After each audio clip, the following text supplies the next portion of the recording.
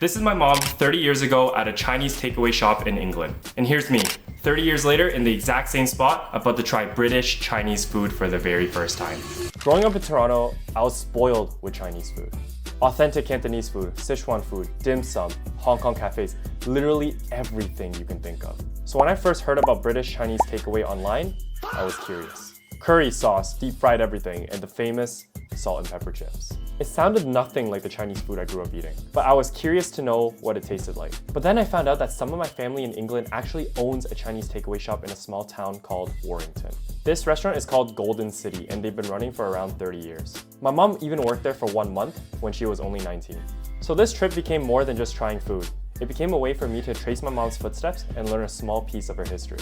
And as a photographer, I wanted to document and preserve as much as I can. The restaurant, the food, and the people. 3, 2, 1. Perfect, thank you guys. And the more time I spent there, the more I realized that this place isn't just a takeaway shop. It felt like a community.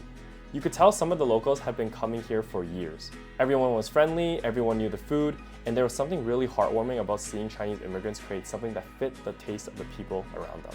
It's not the kind of Chinese food I'm used to in Toronto, but it has its own unique identity. So now the real question is, how do the famous salt and pepper chips actually taste? Cheers! Whoa. The chips are really good. Wait, slaps.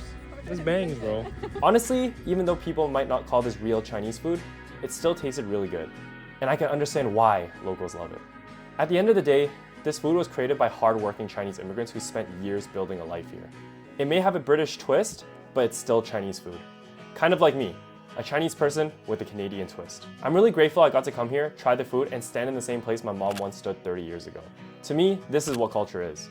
Not something frozen in time, but something that changes, adapts, and carries our stories with it.